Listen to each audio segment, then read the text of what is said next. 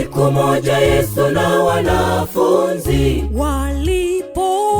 walipotembea njiani, akaona mtini mbele yake una majani, wenye majani tena wavutia, na ndipo aliposogea karibu ili ayaone matunda.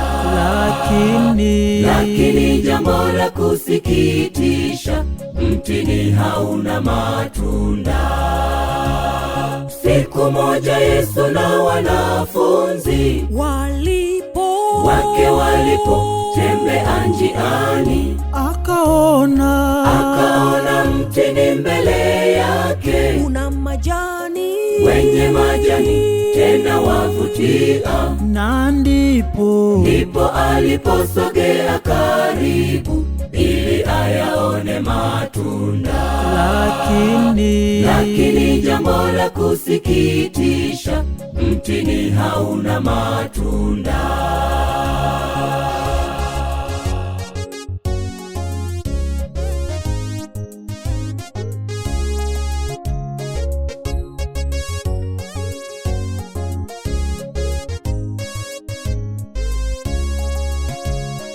Mtu mmoja mwenye shamba la mizabibu alikwenda kutazama shamba lake, akaona mtini usiozaa matunda.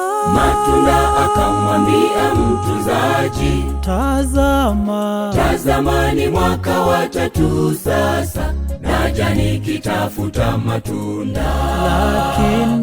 Lakini jambo la kusikitisha, mtini hauna matunda. Mtu mmoja mwenye shamba la mizabibu alikwenda kutazama shamba lake, akaona mtini usiozaa matunda. Akamwambia mtunzaji, tazama ni mwaka wa 3 sasa, naja nikitafuta matunda. Lakini jambo la kusikitisha, mtini hauna matunda. Je, mimi ni mtini gani? Je, wewe ni mtini gani?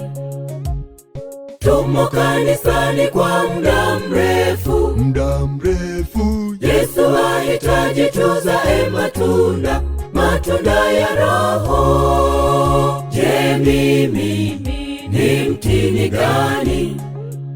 Je, wewe ni mtini gani? Tumo kanisani kwa muda mrefu, Yesu ahitaji tuzae matunda ya Roho.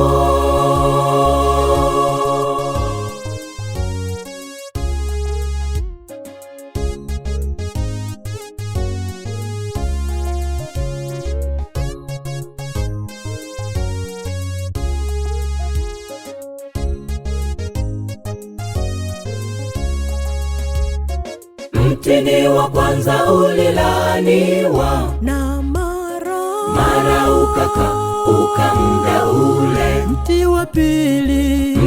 wa pili yapaswa ukatwe, lakini rehema bado ingalipo. Tutumie muda huu wa rehema, tufikiri kuzaa matunda. Kwani rehema itakapofungwa, ni kilio na kusaga meno. Mtini wa kwanza ulilaaniwa, na mara ukamga ule. Mtini wa pili yapaswa ukatwe, lakini rehema bado ingalipo. Tutumie muda huu wa rehema, tufikiri kuzaa matunda. Kwani rehema itakapofungwa, ni kilio na kusaga meno. Je, mimi ni mtini gani? Je, wewe ni mtini gani?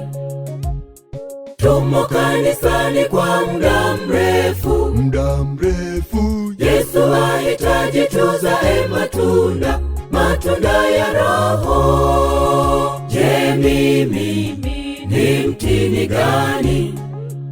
Je, wewe ni mtini gani? Tumo kanisani kwa muda mrefu, Yesu ahitaji tuzae matunda, matunda ya Roho.